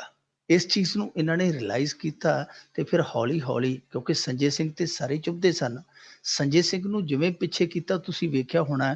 ਸੁੱਚਾ ਸਿੰਘ ਛੋਟੇਪੁਰ, ਜਿਹਨੂੰ ਇਸ ਤਰ੍ਹਾਂ ਲੱਗਦਾ ਸੀ ਕਿ ਸਾਰਾ ਹੀ ਪੰਜਾਬ ਮੇਰੇ ਨਾਲ ਤੁਰ ਪਿਆ, ਉਹ ਹੌਲੀ ਹੌਲੀ ਸੁੱਚਾ ਸਿੰਘ ਛੋਟੇਪੁਰ ਸੀ ਜਿਹੜਾ ਉਹ ਹੁਣ ਪ੍ਰੈਸ ਕਾਨਫਰੰਸਾਂ 'ਚ ਆਉਂਦਾ ਜਾਂ ਰੈਲੀਆਂ 'ਚ ਜਾਂਦਾ ਕਿਤੇ, ਤਾਂ ਇਸ ਤਰ੍ਹਾਂ ਲੱਗਦਾ ਜਿਵੇਂ ਸੁੱਚਾ ਸਿੰਘ ਛੋਟੇਪੁਰ ਵਾਲਾ 8-10 ਸਾਲ ਪਹਿਲਾਂ ਜਿਹੜਾ ਛੋਟੇਪੁਰ ਸੀਗਾ ਉਹੀ ਛੋਟੇਪੁਰ ਹੋ ਗਿਆ। ਕਿਉਂਕਿ ਪਹਿਲਾਂ ਲੱਗਦਾ ਸੀ ਸ਼ਾਇਦ ਵੱਡੇਪੁਰ ਹੋ ਗਿਆ, ਪਰ ਬਾਅਦ ਦੇ ਵਿੱਚ ਜਿਵੇਂ ਹੀ ਆਮ ਆਦਮੀ ਪਾਰਟੀ ਨੇ ਆਪਣੇ ਆਪ ਨੂੰ ਸੰਭਾਲਣਾ ਸ਼ੁਰੂ ਕੀਤਾ, ਛੋਟੇਪੁਰ ਦਾ ਜਿਹੜਾ ਉਹ ਵਧਿਆ ਹੋਇਆ ਕੱਦ ਸੀ ਫਿਰ ਵਾਪਸ ਓਨਾ ਕੁ ਛੋਟਾ ਹੋ ਗਿਆ ਜਿੰਨਾ ਕੁ ਪਹਿਲਾਂ ਸੀ। ਜਿਵੇਂ ਅੱਜ ਤੋਂ 5-7 ਸਾਲ ਪਹਿਲਾਂ ਸੁੱਚਾ ਸਿੰਘ ਛੋਟੇਪੁਰ ਹੋਰੀ ਅਖਬਾਰਾਂ 'ਚ ਲੱਭਿਆ ਨਹੀਂ ਸੀ, ਲੱਭਦੇ ਅੱਜ ਕੱਲ੍ਹ ਅਖਬਾਰ ਦੇ ਪਹਿਲੇ ਪੰਨੇ ਤੇ ਬੈਠੇ ਹੁੰਦੇ ਆ। ਸੋ ਸੁੱਚਾ ਸਿੰਘ ਛੋਟੇਪੁਰ ਦੀ ਜਿਹੜੀ ਹਮਦਰਦੀ ਸੀ ਉਹ ਇਸੇ ਕਰਕੇ ਹੀ ਘਟੀ ਕਿਉਂਕਿ ਇਹਨਾਂ ਨੇ ਆਪਣੀਆਂ ਗਲਤੀਆਂ ਨੂੰ, ਆਪਣੀਆਂ ਜਿਹੜੀਆਂ ਇਹਨਾਂ ਦੀਆਂ ਕਹਿ ਲਈਏ ਕਿ ਕਮਜ਼ੋਰੀਆਂ ਸੀ, ਉਹਨਾਂ ਨੂੰ ਸੁਧਾਰਨ ਦੀ ਕਵਾਇਦ ਤੇਜ਼ ਕਰ ਦਿੱਤੀ। ਸੰਜੇ ਸਿੰਘ ਨੂੰ ਪਿੱਛੇ ਕਰ ਦਿੱਤਾ, ਜਰਨੈਲ ਸਿੰਘ ਜੋ ਕਿ ਸਿੱਖ ਚਿਹਰੇ ਆ ਉਹਨਾਂ ਨੂੰ ਅੱਗੇ ਲਾ ਦਿੱਤਾ। ਦੁਰਗੇਸ਼ ਪਾਠਕ ਹੈ ਜਿਹੜਾ ਉਹਨੂੰ ਕਹਿ ਦਿੱਤਾ ਕਿ ਭਾਈ ਤੂੰ ਜੇ ਕੋਈ ਕੰਮ ਕਰਨਾ ਹੈ ਤੇ ਉੱਥੇ ਬੈਠਾ ਕਰੀ ਜਾ, ਚੰਡੀਗੜ੍ਹ ਮੋਹਾਲੀ ਪੰਜਾਬ ਦੇ ਵਿੱਚ ਬਹੁਤਾ ਦਖਲ ਦੇਣ ਦੀ ਲੋੜ ਨਹੀਂ ਹੈ। ਸੋ ਦੁਰਗੇਸ਼ ਤੇ ਸੰਜੇ ਤੇ ਥੋੜ੍ਹਾ ਜਿਹਾ ਚੁੱਭਦੇ ਸਨ ਲੋਕ, ਉਹ ਪਿੱਛੇ ਹਟੇ ਤੇ ਸਭ ਕੁਛ ਨੋਰਮਲ ਹੋਣਾ ਸ਼ੁਰੂ ਹੋ ਗਿਆ। ਫਿਰ ਹੁਣ ਇਹਨਾਂ ਨੇ ਕੱਲ੍ਹ ਸਟੇਟ ਕਮੇਟੀ ਦਾ ਐਲਾਨ ਕਰ ਦਿੱਤਾ ਸੀਗਾ ਕਿ ਅਸੀਂ ਸਟੇਟ ਕਮੇਟੀ ਬਣਾਵਾਂਗੇ। ਉਹਦੇ ਵਿੱਚ ਵੀ ਇਹਨਾਂ ਨੇ ਐਲਾਨ ਕਰ ਦਿੱਤਾ, ਜਿਹੜੇ ਚਿਹਰੇ ਲਏ ਆ ਸਟੇਟ ਕਮੇਟੀ ਦੇ ਵਿੱਚ ਬਹੁਤ ਬੁੱਧੀਜੀਵ ਵਰਗ ਦੇ ਵਿੱਚ ਉਹਦੇ ਬੰਦੇ ਰੱਖੇ ਆ, ਬਲਦੇਵ ਸਿੰਘ ਆਜ਼ਾਦ ਵਰਗੇ ਜਿਹੜੇ ਕਿ ਅਧਿਆਪਨ ਕਿੱਤੇ ਨਾਲ ਜੁੜੇ ਹੋਏ ਆ। ਸੋ ਇੱਕ ਸਟੇਟ ਕਮੇਟੀ ਵੀ ਬਣਾ ਦਿੱਤੀ ਜਿਹਦੇ ਤੇ ਉਂਗਲ ਉੱਠਦੀ ਸੀ ਕਿ ਇਹਨਾਂ ਦੀ ਸਾਰੀ ਜਿਹੜੀ ਕਾਰਵਾਈ ਆ ਉਹ ਦਿੱਲੀ ਤੋਂ ਤੈਅ ਹੋ ਕੇ ਆਉਂਦੀ ਹੈ। ਉਸ ਤੋਂ ਇਲਾਵਾ ਜਿਹੜੇ ਅਬਜ਼ਰਵਰ ਸੀਗੇ ਦਿੱਲੀੋਂ ਭੇਜੇ ਹੋਏ, ਖਾਸ ਤੌਰ ਤੇ ਕੋਈ ਜ਼ੋਨ ਕੋਈ ਸੀਗਾ ਜ਼ੋਨ ਇੰਚਾਰਜ, ਕੋਈ ਹਲਕਾ ਇੰਚਾਰਜ, ਇਸ ਤਰ੍ਹਾਂ ਜਿਹੜੇ ਇਹਨਾਂ ਦੇ ਉਹ ਸਨ, ਉਹ 52-54 ਜਿਹੜੇ ਅਬਜ਼ਰਵਰ ਸੀਗੇ ਉਹ ਵਾਪਸ ਬੁਲਾ ਲਏ ਗਏ। ਵੈਸੇ ਅਬਜ਼ਰਵਰ ਇੱਕ ਅੱਧਾ ਹੁੰਦਾ ਹੈ, ਆਮ ਤੌਰ ਤੇ ਅਸੀਂ ਵੇਖਿਆ ਕਿ ਜਿਵੇਂ ਹੁਣ ਕੌਮੀ ਪਾਰਟੀਆਂ ਨੇ, ਭਾਜਪਾ ਹੈ, ਉਹਨਾਂ ਦੀ ਵੀ ਇੱਥੋਂ ਦੀ ਆਪਦੀ ਰਾਜ ਦੀ ਇੱਕ ਕਮੇਟੀ ਹੁੰਦੀ ਹੈ, ਉਹਦਾ ਇੱਕ ਨਿਗਰਾਨ ਹੁੰਦਾ। ਪਰ ਇੱਥੇ ਤੇ ਨਿਗਰਾਨਾਂ ਦੀ ਮਾਲ ਗੱਡੀ ਸੀ, ਅਬਜ਼ਰਵਰ ਹੀ 52-54 ਸੀ। ਖੈਰ ਹੁਣ ਉਹ ਵਾਪਸ ਬੁਲਾ ਲਏ ਗਏ ਆ ਤੇ ਮਤਲਬ ਕਿ ਸਾਰਾ ਜਿਹੜਾ ਇੱਥੋਂ ਦਾ ਇਹਨਾਂ ਦਾ ਸਿਆਸੀ ਢਾਂਚਾ ਹੈ ਉਹ ਸਟੇਟ ਦੀ ਕਮੇਟੀ ਦੇਖੇ ਰੱਖੇਗੀ। ਔਰ ਇਸ ਤੋਂ ਇਲਾਵਾ ਸ਼ਾਇਦ ਇੱਕ ਅੱਧਾ ਨਿਗਰਾਨ ਜਿਹੜਾ ਉਹ ਰੱਖਿਆ ਜਾਏਗਾ, ਨਾ ਕਿ ਉਹ ਨਿਗਰਾਨਾਂ ਵਾਲੀ ਮਾਲ ਗੱਡੀ ਹੋਏਗੀ। ਇਹ ਇੱਕ ਆਮ ਆਦਮੀ ਪਾਰਟੀ ਲਈ ਸ਼ੁਭ ਸੰਕੇਤ ਕਿਹਾ ਜਾ ਸਕਦਾ, ਕਿਉਂਕਿ ਆਉਣ ਵਾਲੇ ਸਮੇਂ 'ਚ ਇਹਨਾਂ ਨੂੰ ਇਸ ਨਾਅਰੇ ਦਾ ਇੱਕ ਤਰ੍ਹਾਂ ਨਾਲ ਕਹਿ ਲਈਏ ਕਿ ਸਾਹਮਣਾ ਕਰਨਾ ਪੈ ਸਕਦਾ ਸੀ। ਉਹ ਨਾਅਰਾ ਸੀਗਾ ਕਿ ਪੰਜਾਬ ਪੰਜਾਬੀਆਂ ਦਾ, ਨਾ ਕਿ ਬਾਹਰੀਆਂ ਦਾ। ਸੋ ਉਸ ਨਾਅਰੇ ਤੋਂ ਕਿਤੇ ਨਾ ਕਿਤੇ ਛੁਟਕਾਰੇ ਮਿਲਦੇ ਨਜ਼ਰ ਆਉਂਦੇ ਆ। ਪਰ ਆਮ ਆਦਮੀ ਪਾਰਟੀ ਨੇ ਵਕਤ ਤੇ ਤਕਾਜ਼ਾ ਦੋਵੇਂ ਚੀਜ਼ਾਂ ਸਮਝਣ ਤੇ ਕਾਫੀ ਸਮਾਂ ਲਾ ਦਿੱਤਾ। ਇਹ ਪਹਿਲਾਂ ਇਸ ਚੀਜ਼ ਨੂੰ ਸਮਝ ਜਾਂਦੇ ਤਾਂ ਮੇਰੇ ਖਿਆਲ ਦੇ ਨਾਲ ਜੋ ਝੋਲੀ 'ਚੋਂ ਬੇਰ ਗਿਰੇ ਆ, ਜਿੰਨੇ ਕੁ ਡਿੱਗੇ ਆ, ਉਹ ਵੀ ਨਹੀਂ ਸਨ ਡਿੱਗਣੇ, ਪਰ ਫਿਰ ਵੀ ਜਿੰਨੇ ਕੁ ਹੈਗੇ ਸੰਭਾਲਣ ਤੇ ਬੜੇ ਆ। ਜੀ ਮਿੰਟੂ ਜੀ, ਤੇ ਪਤਾ ਲੱਗਿਆ ਹੈ ਕਿ ਪ੍ਰਗਟ ਸਿੰਘ ਨੇ ਵੀ ਆਪਣਾ ਆਪ ਤੇ ਨਿਸ਼ਾਨਾ ਕੱਸਿਆ ਤੇ ਨਾਲੇ ਸੰਭਾਵਨਾ ਵੀ ਖੁੱਲੀ ਰੱਖੀ ਆ। ਹਾਂ ਵੇਖੋ ਜੀ, ਪ੍ਰਗਟ ਸਿੰਘ ਹੋਇਆ, ਨਾਲ ਉਹਦੇ ਬੈਂਸ ਭਰਾ ਹੋਏ ਤੇ ਸਾਰਿਆਂ ਤੋਂ ਦਲ ਦਾ ਮੋਹਰੀ ਹੋਇਆ ਨਵਜੋਤ ਸਿੱਧੂ। ਇਹਨਾਂ ਸਾਰਿਆਂ ਦੀ ਹਾਲਤ ਹੈ ਜਿਹੜੀ ਉਹ ਇਸ ਵੇਲੇ ਸੁੱਕੇ ਰੁੱਖ ਤੇ ਬੈਠੇ ਉਸ ਪੰਛੀਆਂ ਦੇ ਡਰ ਵਰਗੀ ਹੈ ਜਿਹੜੇ ਹਵਾ ਨੂੰ ਉਡੀਕਦੇ ਪਏ ਆ ਕਿ ਇਸ ਰੁੱਖ ਨੂੰ ਹਵਾ ਵਗੀ ਤੇ ਉਹਦੇ ਨਾਲ ਉੱਡ ਚੱਲਾਂਗੇ, ਯਾਨੀ ਖੰਭਾਂ ਤੇ ਭਰੋਸਾ ਘੱਟ ਆ, ਹਿੰਮਤ ਤੇ ਵਿਸ਼ਵਾਸ ਜਿਹੜਾ ਹੈ ਉਹ ਥੋੜਾ ਹੈ। ਇਸ ਕਰਕੇ ਹਵਾਵਾਂ ਦਾ ਰੁੱਖ ਵੇਖਿਆ ਜਾ ਰਿਹਾ ਹੈ। ਪ੍ਰਗਟ ਸਿੰਘ ਅੱਜ ਇਹਦਾ ਬਿਆਨ ਸੀ ਇੱਕ, ਉਹਦੇ ਚ ਬੜੀਆਂ ਦਿਲਚਸਪ ਗੱਲਾਂ ਕੀਤੀਆਂ ਪ੍ਰਗਟ ਸਿੰਘ ਨੇ। ਵੈਸੇ ਪ੍ਰਗਟ ਸਿੰਘ ਬੜਾ ਸੱਚਾ ਸੁੱਚਾ ਆਦਮੀ ਹੈ, ਕਿਰਦਾਰ ਇਹਦਾ ਵਿਦਾ ਗਿਆ ਸਿਆਸਤ ਦੇ ਵਿੱਚ, ਪਰ ਗੱਲਾਂ ਇਹ ਵੀ ਹੁਣ ਉਹੋ ਜਿਹੀਆਂ ਕਰਨ ਲੱਗ ਪਿਆ ਜਿਵੇਂ ਅੱਗੇ ਸਿਮਰਜੀਤ ਸਿੰਘ ਬੈਂਸ ਹੋਰੀ ਕਰਦੇ ਆ। ਇੱਕ ਦਿਨ ਉਹ ਕੁਝ ਹੋਰ ਕਹਿੰਦੇ ਆ, ਦੂਜੇ ਦਿਨ ਉਹਨਾਂ ਦੇ ਸਹੁਰੇ ਜਿਹੜੇ ਬਦਲ ਜਾਂਦੇ ਆ। ਤੇ ਸਿੱਧੂ ਬਾਰੇ ਤੇ ਕਹਿਣਾ ਹੀ ਕੀ ਆ। ਸਿੱਧੂ ਕਦੇ ਉਹਦੀ ਘਰ ਦੀ ਕਹਿ ਦਿੰਦੀ ਕਿ ਸਾਰੀ ਬਰਬਾਦੀ ਦਾ ਜਿਹੜਾ ਕਾਰਨ ਆ ਉਹ ਬਾਦਲ ਤੇ ਕੈਪਟਨ ਆ, ਤੇ ਦੂਜੇ ਦਿਨ ਉਹਦੇ ਸੁਰ ਜਿਹੜੇ ਹੋਰ ਹੋਏ ਹੁੰਦੇ ਆ। ਇੱਕ ਵਾਰੀ ਉਹ ਭਾਜਪਾ ਨੂੰ ਵੀ ਨਿੰਦ ਜਾਂਦੀ ਹੈ, ਦੂਜੇ ਦਿਨ ਕਹਿ ਦਿੰਦੀ ਹੈ ਕਿ ਨਹੀਂ ਜੀ ਭਾਜਪਾ ਨੂੰ ਵਿੱਚੋਂ ਛੱਡ ਦਿਓ, ਭਾਜਪਾ ਤੇ ਸਾਡੀ ਪਾਰਟੀ ਆ, ਅਕਾਲੀਆਂ ਨਾਲ ਸਾਡਾ ਤਾਂ ਮੱਥਾ ਲੱਗਾ। ਉਹ ਜਾਨੀ ਪੈਰ ਤੇ ਬਦਲਣ ਵਾਲੇ ਆ। ਸਿੱਧੂ ਜੋੜੇ ਦੀ ਜਿਹੜੇ ਬਿਆਨ ਹੈ ਪੈਰ ਪੈਰ ਤੇ ਬਦਲਣ ਵਾਲੇ ਆ। ਨਵਜੋਤ ਸਿੱਧੂ ਦੀ ਤੇ ਗੱਲ ਛੱਡ ਦਈਏ, ਪਰ ਪ੍ਰਗਟ ਸਿੰਘ ਤੋਂ ਇਹੋ ਜਿਹੀਆਂ ਉਮੀਦਾਂ ਨਹੀਂ ਸਨ ਜਿਹੋ ਜਿਹੀਆਂ ਉਹ ਅੱਜ ਕੱਲ੍ਹ ਗੱਲਾਂ ਕਰਨ ਲੱਗ ਪਏ ਆ। ਪ੍ਰਗਟ ਸਿੰਘ ਕਹਿੰਦਾ ਕਿ ਆਮ ਆਦਮੀ ਪਾਰਟੀ ਨਾਲ ਸਾਡੀ ਗੱਲ ਚੱਲੀ, ਗੱਲ ਸਾਡੀ ਬਣ ਚੱਲੀ ਸੀ, ਬਿਲਕੁਲ ਕਹਿੰਦਾ ਨੇਪਰੇ ਚੜ ਚੱਲੀ ਸੀ, ਪਰ ਸਾਨੂੰ ਪਤਾ ਲੱਗਾ ਕਿ ਅਰਵਿੰਦ ਕੇਜਰੀਵਾਲ ਤੇ ਮੁੱਖ ਮੰਤਰੀ ਬਣਨ ਨੂੰ ਫਿਰਦਾ ਪੰਜਾਬ ਦਾ। ਫਿਰ ਅਸੀਂ ਕਹਿੰਦਾ ਕਿ ਖੜ ਗਏ, ਅਸੀਂ ਸੋਚਿਆ ਕਿ ਤੇ ਗਲਤ ਆ, ਇਹਨੂੰ ਤੇ ਪੰਜਾਬੀਆਂ ਤੇ ਇਤਬਾਰ ਹੀ ਹੈ ਨਹੀਂ। ਪਰ ਕਹਿੰਦਾ ਕਿ ਜਦੋਂ ਅਸੀਂ ਗੱਲਾਂ ਬਾਤਾਂ ਕਰਦੇ ਸਾਂ, ਮੁਲਾਕਾਤਾਂ ਕਰਦੇ ਸਾਂ ਇਹਨਾਂ ਦੇ ਨਾਲ, ਇਹਨਾਂ ਨੇ ਤੇ ਸਾਡੀ ਰਿਕਾਰਡਿੰਗ ਕਰ ਲਈ, ਤੇ ਰਿਕਾਰਡਿੰਗ ਦਾ ਇੱਕ ਖਾਸ ਹਿੱਸਾ ਜਿਹੜਾ ਉਹ ਵਰਤਿਆ ਜਾ ਰਿਹਾ। ਹੁਣ ਪ੍ਰਗਟ ਸਿੰਘ ਦਾ ਰਿਕਾਰਡਿੰਗ ਦਾ ਹਿੱਸਾ ਕਿੱਥੇ ਵਰਤਿਆ ਜਾ ਰਿਹਾ, ਕਿਉਂ ਵਰਤਿਆ ਜਾ ਰਿਹਾ ਤੇ ਕੀ ਹੈ ਉਸ ਹਿੱਸੇ ਦੇ ਵਿੱਚ, ਉਹ ਕੁਝ ਵੀ ਸਪਸ਼ਟ ਨਹੀਂ। ਉਸ ਰਿਕਾਰਡਿੰਗ ਨੂੰ ਕਿਹਨੇ ਕੀਤਾ, ਕਿਹਨੂੰ ਵਿਖਾਇਆ, ਉਹਦਾ ਕੁਝ ਵੀ ਹਾਲੇ ਤੱਕ ਸਪਸ਼ਟ ਅਤਾ ਪਤਾ ਨਹੀਂ ਹੈ। ਪਰ ਦੂਜੇ ਪਾਸੇ ਸਵਾਲ ਇਹ ਪੈਦਾ ਹੁੰਦਾ ਹੈ ਕਿ ਜੇਕਰ ਪ੍ਰਗਟ ਸਿੰਘ ਇੰਨਾ ਕੁਝ ਆਮ ਆਦਮੀ ਪਾਰਟੀ ਪ੍ਰਤੀ ਸੋਚਦਾ ਹੈ ਤੇ ਨਾਲ ਫਿਰ ਉਹ ਇਹ ਕਹਿ ਦਿੰਦਾ ਹੈ ਕਿ ਬੇਸ਼ੱਕ ਗੱਲਾਂ ਕੁਝ ਵੀ ਨੇ, ਪਰ ਸਾਡੀ ਹਾਲੇ ਇਹਨਾਂ ਦੇ ਨਾਲ ਗੱਲ ਚੱਲਦੀ ਪਈ ਹੈ। ਦੇਖੋ ਇੱਕ ਪਾਸੇ ਉਹ ਕਹਿੰਦਾ ਹੈ ਕਿ ਇਹ ਤਾਂ ਜੀ ਕੇਜਰੀਵਾਲ ਮੁੱਖ ਮੰਤਰੀ ਬਣਨ ਨੂੰ ਫਿਰਦਾ, ਇਹ ਤੇ ਜੀ ਪੰਜਾਬੀਆਂ ਤੇ ਇਤਬਾਰ ਨਹੀਂ ਕਰਦਾ, ਇਹ ਤੇ ਰਿਕਾਰਡਿੰਗਾਂ ਵੀ ਕਰ ਲੈਂਦੇ ਆ, ਤੇ ਨਾਲ ਹੀ ਕਹਿੰਦਾ ਕਿ ਸਾਡੀ ਸੰਭਾਵਨਾ ਜਿਹੜੀ ਉਹ ਹਾਲੇ ਖੁੱਲੀ ਹੈ, ਆਮ ਆਦਮੀ ਪਾਰਟੀ ਨਾਲ ਸਾਡੀ ਗੱਲਬਾਤ ਚੱਲਦੀ ਪਈ ਹੈ। ਹੁਣ ਗੱਲਬਾਤ ਇਹਨਾਂ ਦੀ ਕਾਂਗਰਸੀਆਂ ਨਾਲ ਵੀ ਚੱਲਣ ਡਈ ਹੈ। ਮੇਰੇ ਹਿਸਾਬ ਦੇ ਨਾਲ ਤੇ ਸਿੱਧੂ ਦੀ ਗੱਲਬਾਤ ਹਾਲੇ ਭਾਜਪਾ ਦੇ ਨਾਲੋਂ ਵੀ ਨਹੀਂ ਟੁੱਟੀ। ਜਿਹੋ ਜਿਹੇ ਉਹ ਲੱਛਣ ਕਰਦਾ ਪਿਆ, ਸਾਨੂੰ ਤੇ ਇਸ ਤਰ੍ਹਾਂ ਹੀ ਜਾਪਦਾ ਕਿ ਉਹਦੀ ਗੱਲਬਾਤ ਹਾਲੇ ਵੀ ਉੱਥੇ ਪੂਰੀ ਹੈ। ਜਿਹੜਾ ਕਿਉਂਕਿ ਉਹ ਅਕਾਲੀ ਦਲ ਕੈਪਟਨ ਦੇ ਖਿਲਾਫ ਤੇ ਬੋਲ ਜਾਂਦਾ ਹੈ, ਪਰ ਜਦੋਂ ਵਾਰੀ ਭਾਜਪਾ ਦੀ ਆਉਂਦੀ ਹੈ ਉਹ ਮੂੰਹੋਂ ਸ਼ਬਦ ਹੀ ਨਹੀਂ ਕੱਢਦਾ, ਦੰਦ ਤੋਂ ਦੰਦ ਹੀ ਨਹੀਂ ਚੁੱਕਦਾ। ਜਦ ਕਿ ਪੰਜਾਬ ਬਾਰੇ ਉਹ ਇਹ ਮੰਨਦਾ ਹੈ ਕਿ ਪੰਜਾਬ ਨੂੰ ਲੁੱਟ ਕੇ ਖਾ ਗਏ ਹੈ, ਪਰ ਜਿਹੜੇ ਬੰਦਿਆਂ ਦਾ ਉਹ ਨਾਂ ਲੈਂਦਾ ਹੈ, ਜਿਹੜੇ ਉਹਨਾਂ ਦੇ ਨਾਲ ਭਾਈਵਾਲ ਆ, ਉਹਨਾਂ ਦੀ ਉਹ ਗੱਲ ਹੀ ਨਹੀਂ ਕਰਦਾ। ਸੋ ਇਹਨਾਂ ਦਾ ਹਾਲੇ ਤੱਕ ਕੁਝ ਵੀ ਸਪਸ਼ਟ ਨਹੀਂ ਹੋ ਪਾ ਰਿਹਾ, ਗੱਲਾਂ ਬਾਤਾਂ ਹੀ ਆ। ਉਹ ਕਹਿ ਦਿੰਦੇ ਕਿ ਸਾਡੀ ਇੱਧਰ ਵੀ ਗੱਲਬਾਤ ਚੱਲਦੀ ਹੈ, ਸਾਡੀ ਇੱਧਰ ਵੀ ਗੱਲਬਾਤ ਚੱਲਦੀ ਹੈ। ਗੱਲਬਾਤ ਜਿੰਨਾ ਚਿਰ ਇਹਨਾਂ ਦੀ ਕਿਸੇ ਪਾਸੇ ਨਹੀਂ ਲੱਗਦੀ, ਉਹਨਾਂ ਚਿਰ ਇਸ ਗੱਲਬਾਤ ਦੇ ਵਿੱਚੋਂ ਗੱਲਬਾਤ ਹੀ ਕੀਤੀ ਜਾ ਸਕਦੀ, ਹੋਰ ਕੱਢਣ ਪਾਉਣ ਨੂੰ ਕੁਛ ਨਹੀਂ। ਪਰ ਹੁਣ ਸੁਣਨ ਦੇ ਵਿੱਚ ਆਇਆ ਕਿ 30 ਸਤੰਬਰ ਤੋਂ ਬਾਅਦ ਇਹ ਸਿੱਧੂ ਜਿਹੜਾ ਟੈਲੀਵਿਜ਼ਨ ਸ਼ੋਅ ਛੱਡ ਦੇਗਾ। ਇਹਨੇ ਪ੍ਰੋਡਿਊਸਰ ਨੂੰ ਨੋਟਿਸ ਕਰ ਦਿੱਤਾ ਕਿ ਭਾਈ ਮੈਂ ਹੁਣ ਚੱਲਿਆ ਵਾਂ ਕੁਝ ਸਮੇਂ ਲਈ, ਤੇ ਤੁਸੀਂ ਮੈਨੂੰ ਛੁੱਟੀਆਂ ਦਿਓ, ਕੋਈ ਆਪਦਾ ਬੰਦੋਬਸਤ ਹੈ ਜਿਹੜਾ ਬਦਲਵਾਂ ਕਰ ਲਓ। ਪਰ ਉਹ ਨੋਟਿਸ ਵੀ ਜਿਹੜਾ ਸਿੱਧੂ ਨੇ 30 ਸਤੰਬਰ ਤੋਂ ਲੈ ਕੇ ਪੰਜਾਬ ਦੀਆਂ ਚੋਣਾਂ ਤੱਕ ਦਿੱਤਾ ਹੈ। ਮਤਲਬ ਇਹ ਕਿ ਚਾਹੇ ਉਹਨੂੰ ਕਾਂਗਰਸ ਉਪ ਮੁੱਖ ਮੰਤਰੀ ਬਣਾ ਵੀ ਦਿੰਦੀ ਹੈ, ਬੀਬੀ ਸਿੱਧੂ ਨੂੰ ਟਿਕਟ ਦੇ ਵੀ ਦਿੰਦੀ ਹੈ, ਜਾਂ ਕੁਛ ਇੱਧਰੋਂ ਆਮ ਆਦਮੀ ਪਾਰਟੀ ਚ ਕਿ ਲੱਡੂ ਪੇੜਾ ਮਿਲ ਜਾਂਦਾ ਹੈ, ਪਰ ਉਹ ਦੱਸਦਾ ਕਿ ਚੋਣਾਂ ਤੱਕ ਹੀ, ਹਾਂ ਨੋਟਿਸ ਉਹਦਾ ਚੋਣਾਂ ਤੱਕ ਹੀ। ਹੁਣ ਅੱਗੇ ਨੋਟਿਸ ਵਧੇਗਾ ਜਾਂ ਫਿਰ ਸਿੱਧੂ ਬੰਬੇ ਨੂੰ ਵਧੇਗਾ, ਇਹ ਹਾਲੇ ਕੁਝ ਨਹੀਂ ਕਿਹਾ ਜਾ ਸਕਦਾ। ਸੋ ਇਹਨਾਂ ਦਾ ਹਾਲੇ ਕੋਈ ਵੀ ਅਤਾ ਪਤਾ ਨਹੀਂ ਲੱਗਦਾ। ਇਹ ਆਪ ਤੇ ਭੰਬਲ ਭੂਸੇ ਦਾ ਸ਼ਿਕਾਰ ਹੋਏ ਆ, ਨਾਲ ਇਹਨਾਂ ਨੇ ਪੱਤਰਕਾਰ ਵੀ ਪਾ ਛੱਡੇ ਤੇ ਨਾਲ ਕੈਪਟਨ ਤੇ ਕੇਜਰੀਵਾਲ ਵੀ ਪਾ ਛੱਡੇ। ਤੇ ਕਿਹਾ ਜਾ ਰਿਹਾ ਕਿ ਸਜ਼ਾ ਯਾਫਤਾ ਵਿਧਿਆਨਕਾਰੀ ਤੋਂ ਹਾਈ ਕੋਰਟ ਨੇ ਪੁੱਛਿਆ ਕਿਉਂ ਨਾ ਤੁਹਾਡੀ ਪੈਨਸ਼ਨ ਬੰਦ ਕਰ ਦਿੱਤੀ ਜਾਵੇ। ਇਸ ਦੇ ਬਾਰੇ ਉਹਨਾਂ ਦਾ ਕੀ ਵਿਚਾਰ ਸੀ? ਇਹ ਬੜਾ ਸੰਜੀਦਾ ਮਸਲਾ ਹੈ। ਪੰਜਾਬ ਤੇ ਹਰਿਆਣਾ ਹਾਈ ਕੋਰਟ ਨੇ ਹਰਿਆਣੇ ਦੇ ਜਿਹੜੇ ਲੀਡਰ ਆ, ਕੁਛ ਜਿਵੇਂ ਚੌਟਾਲਾ ਪਿਓ ਪੁੱਤ ਆ, ਓਮ ਪ੍ਰਕਾਸ਼ ਚੌਟਾਲਾ, ਅਜੇ ਚੌਟਾਲਾ, ਦੋ ਹੋਰ ਆ ਸਾਊ ਪੁੱਤ ਉਹਨਾਂ ਦੇ, ਸ਼ੇਰ ਸਿੰਘ ਬਡਸ਼ਾਮੀ ਤੇ ਸਤਬੀਰ ਸਿੰਘ ਕਾਦਿਆਨ ਜਿਹੜਾ ਸਪੀਕਰ ਹੋਇਆ ਕਰਦਾ ਸੀ। ਇਹ ਸਾਰੇ ਘੁਟਾਲਿਆਂ ਦੇ ਵੱਖ-ਵੱਖ ਦੋਸ਼ਾਂ ਦੇ ਵਿੱਚ ਜੇਲ੍ਹ ਦੀ ਦਾਲ ਪੀਣ ਡਏ ਆ। ਚੌਟਾਲਿਆਂ ਨੂੰ 10 ਸਾਲ ਦੀ ਕੈਦ ਹੋਈ ਆ, ਸਤਬੀਰ ਕਾਦੀਆਨ ਨੂੰ ਮੇਰੇ ਖਿਆਲ ਦੇ ਨਾਲ 7 ਸਾਲ ਦੀ ਕੈਦ ਹੋਈ ਆ। ਦੂਜੇ ਦੀ ਸਜ਼ਾ ਦਾ ਮੈਨੂੰ ਪਤਾ ਨਹੀਂ, ਪਰ ਚੁਟਾਲੇ ਜੇਲ੍ਹ ਦੇ ਵਿੱਚ ਬੈਠੇ ਵੀ ਲੱਖ ਰੁਪਈਆ ਪੈਨਸ਼ਨ ਹੈ ਜਿਹੜੀ ਉਹ ਲਈ ਜਾਂਦਾ। ਵੱਡਾ ਚੁਟਾਲਾ ਉਹਨਾਂ ਦੇ ਵਿੱਚੋਂ 50,000, ਛੋਟਾ ਚੁਟਾਲਾ ਜਿਹੜਾ ਉਹ ਪੈਨਸ਼ਨ ਲਈ ਜਾਂਦਾ। ਯਾਨੀ ਵਿਧਾਇਕੀ ਦੀ ਪੈਨਸ਼ਨ ਹੈ ਜਿਹੜੀ ਉਹ ਜੇਲ੍ਹ ਦੇ ਵਿੱਚ ਵੀ ਪਹੁੰਚ ਜਾਂਦੀ ਹੈ। ਇਸੇ ਤਰ੍ਹਾਂ ਹੀ ਜਿਹੜਾ ਸਤਬੀਰ ਸਿੰਘ ਕਾਦੀਆਨ ਆ, ਜਿਹੜਾ ਸਪੀਕਰ ਰਿਹਾ ਸੀ ਕਦੇ, ਉਹ 1.25 ਲੱਖ ਰੁਪਈਆ ਪੈਨਸ਼ਨ ਕੁੱਟੀ ਜਾਂਦਾ।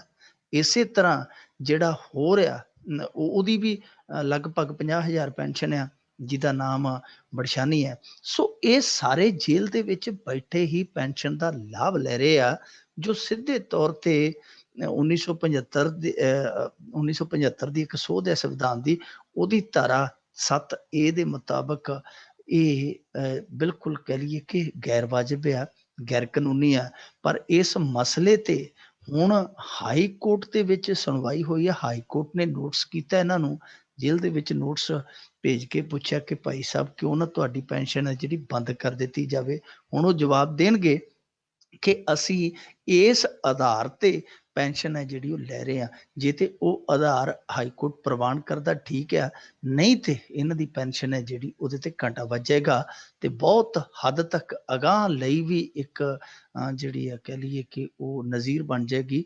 ਪਤਾ ਲੱਗ ਜਾਏਗਾ ਕਿ ਪੈਨਸ਼ਨ ਹੋਰ ਕਿਹੜਾ ਲੈ ਰਿਹਾ ਤੇ ਕਿਹਦੇ ਹੱਕ ਬਣਦੇ ਆ, ਕਿਹੜੇ ਕੇਸਾਂ 'ਚ ਇਹ ਜ਼ਰੂਰੀ ਹੈ। ਪਰ ਇਸ ਮਾਮਲੇ ਦੇ ਵਿੱਚ ਇੱਕ ਦਿਲਚਸਪ ਪਹਿਲੂ ਹੋਰ ਵੀ ਬੜਾ, ਉਹ ਇਹ ਹੈ ਕਿ ਜਿਸ ਪਟੀਸ਼ਨਰ ਨੇ ਹਾਈ ਕੋਰਟ ਦੇ ਵਿੱਚ ਰਿਟ ਪਾਈ ਹੈ, ਉਹਨੇ ਰਿਟ ਪਾਉਣ ਤੋਂ ਪਹਿਲਾਂ ਇਹ ਜਿਹੜਾ ਵਿਧਾਨ ਸਭਾ ਦਾ ਇਹਨਾਂ ਦਾ ਹੁੰਦਾ ਹੈ, ਵਿਧਾਨ ਸਭਾ ਦਾ ਜਿਹੜਾ ਚੇਅਰਮੈਨ, ਉਹਨੂੰ ਵੀ ਵਿਧਾਨ ਸਭਾ ਦਾ ਸਕੱਤਰ ਹੁੰਦਾ ਜਿਹੜਾ, ਉਹਨੇ ਇੱਕ ਮੈਮੋਰੰਡਮ ਦਿੱਤਾ ਸੀਗਾ ਕਿ ਇਹਨਾਂ ਬੰਦਿਆਂ ਦੀ, ਕਿਉਂਕਿ ਸਜ਼ਾ ਯਾਫਤਾ ਹੈ, ਹਰੇਕ ਪਾਸਿਓਂ ਇਹਨਾਂ ਦੀ ਅਪੀਲ ਹੈ ਜਿਹੜੀ ਰੱਦ ਹੋ ਚੁੱਕੀ ਹੈ।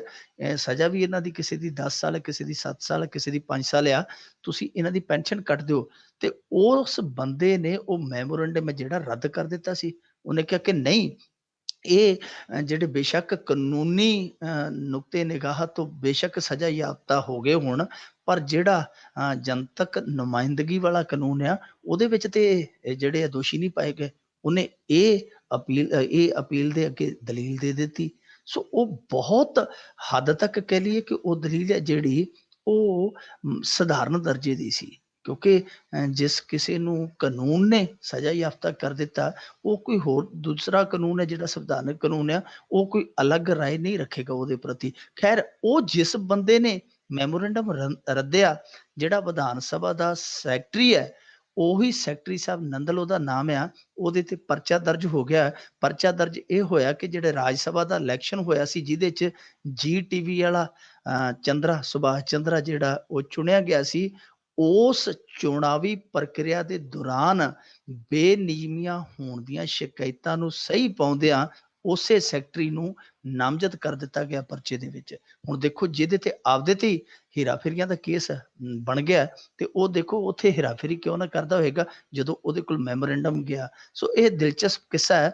ਹੁਣ ਸੁਣਵਾਈ ਹੈ ਇਹਦੀ ਮੇਰੇ ਖਿਆਲ ਦੇ ਨਾਲ ਨਵੰਬਰ ਦੇ ਵਿੱਚ ਆ, ਤੇ ਸਾਫ਼ ਹੋ ਜਾਏਗਾ ਬਹੁਤ ਹੱਦ ਤੱਕ ਕਿ ਚੁਟਾਲੇ ਆ ਜਿਹੜੇ ਉਹ ਪੈਨਸ਼ਨ ਦੇ ਹੱਕਦਾਰ ਹੋਣਗੇ ਜਾਂ ਨਹੀਂ ਹੋਣਗੇ।